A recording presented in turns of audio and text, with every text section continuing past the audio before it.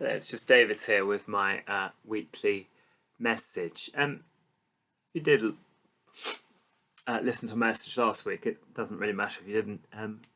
I was talking about prayer, and particularly the starting point for that discussion was about the Trinity. And by the time you see this video, we um, just be should just be after Trinity Sunday. Traditionally, actually, I am away, but traditionally, this is the time when the vicar, rector, whatever, would hand over to, particularly the young curate out of college, or sometimes a reader, or that you could hand this tricky subject over to, particularly somebody, say, perhaps who was a bit younger, had done their studies more recently. Then they would come up with these sort of rather grandiloquent theological treatises, which they would then bless the congregations with.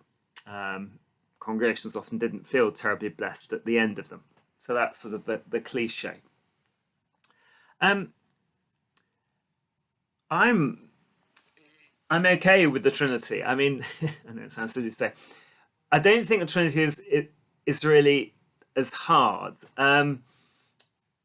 And it's difficult to explain. It's like anything. If you kind of want to look under the bonnet, as it were, then in particular because God is mystery, you get into all sorts of discussions and arguments, etc. Most of which are fairly abstruse, and they're kind of interesting, and sometimes they can be enlightening.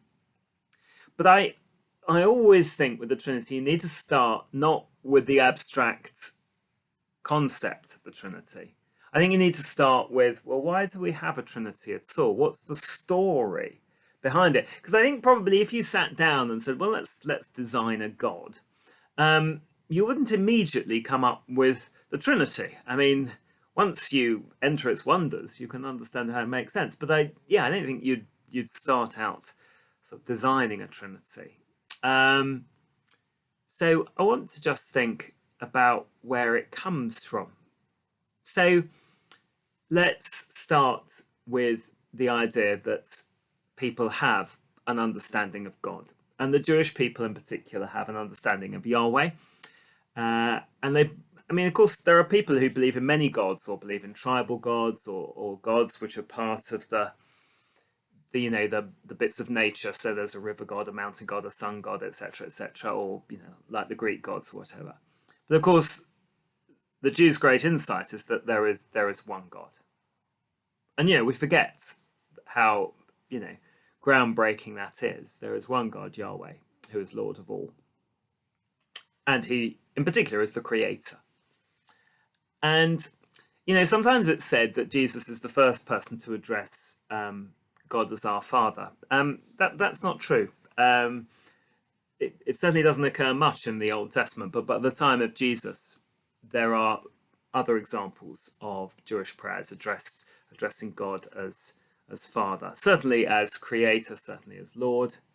So that idea of one parent-like creator God over all of the universe is sort of, that's the great base that Jesus starts from.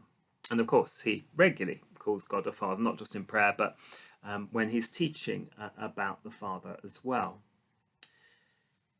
So if you imagine you're the first disciples following Jesus around, you are Jews, and you think there is one God. He is Yahweh. He is Lord of all. We address him as Father in prayer. And kind of that's where you are. And in a way, it isn't, people aren't dissatisfied with that. There's not some abstract thing that says, well, let's make this a bit more complicated. That's far too simple. Something happens. They follow the life of Jesus. Jesus begins to talk about himself as being divine, as being part of the Father, part of God. And you see this unfold in events like the Transfiguration. And there's these arguments, who but God can forgive sins? And you can kind of get the disciples, the cogs are beginning to whir. But you don't kind of get that, oh, right, in the beginning was the Word. It's not like Jesus begins his ministry and they go, we're following you because you're God incarnate. I mean, that's not what they follow him because he's a great rabbi. And they're surprised by some of the things he's saying. Suffice to say, probably the great moment in the New Testament is Thomas, doubting Thomas, right at the end, after Jesus has risen from the dead, my Lord and my God. In other words, Jesus, in your resurrection, we understand these things you've been hinting at, you are actually God. So then, the disciples have this experience, and if you like, for 45 days, or however long it is, they're what we call bitheists. That's the wrong word. Whatever, a binity. In other words, they've got an experience of Yahweh as good, Jesus as the Father, and they now have got this person they know, Jesus, and they know he's God incarnate. So if you like, you've got the first two bits of the Trinity. And then, of course, Pentecost comes.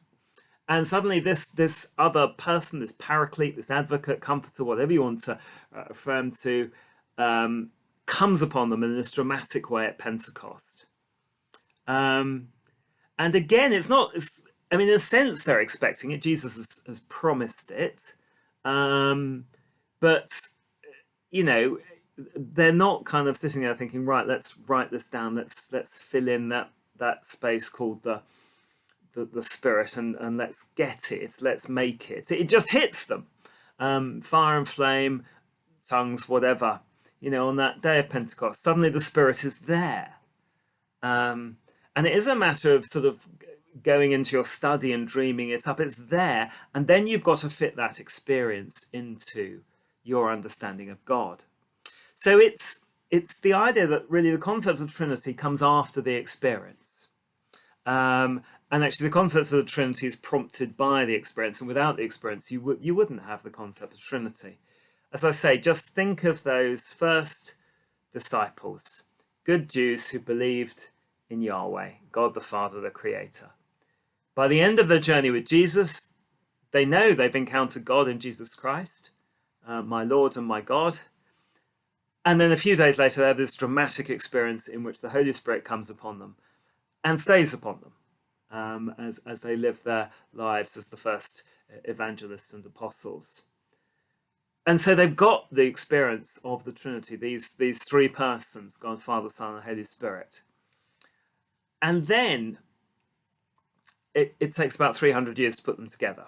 I mean, and that's right. I mean, if you read the Bible, you'll find some hints at the Trinity. Yes, we've got the grace, we've got the bit at the end of Matthew's Gospel, got one or two, but very often, Paul at the end of his letters, for instance, often finishes, in the name of God the Son and Jesus without mentioning the Spirit. I mean, it isn't all sort of neatly worked out. I say that there's hints of it and it's coming out and they've had the experience. But that great sort of summary of Christian belief, for instance, we find in the Nicene Creed. I mean, okay, the creed has been developed. The creed, doesn't reach its form that we know it in until the end of the 4th century. So I think, and that's fine. I don't think that kind of invalidates it. Some people think, oh, well, that's a later invention. No, nonsense. The point is they have the experience from the day of Pentecost. They know there is these three things. They constantly talk about these three things for 300 years. Absolutely. But in order to kind of put them together and to understand them, as I say, it does take 300 years and people still argue about it today. I suppose it's a bit like, that great sort of childhood mistake, isn't it? When we say, you get the child who says in a science lesson, Isaac Newton invented gravity. I mean, no, that's obviously, gravity was always there. Apples always fell from trees downward and sometimes hit people on head. But what he did was understand it and document it and show how it worked and kind of write equations for it. And it's a bit like that with the Trinity. I mean, yeah, as I say, by Pentecost, they've experienced, they know this thing is Trinity in the same way people know what gravity is instinctively. But then it takes a while to work out the theory afterwards. And as I say, it carries on. So I hope that sort of just takes any worry that the Trinity is some sort of made up odd concept. It's not. It's something that's in the experience of those first Christians in the early church. Thank you.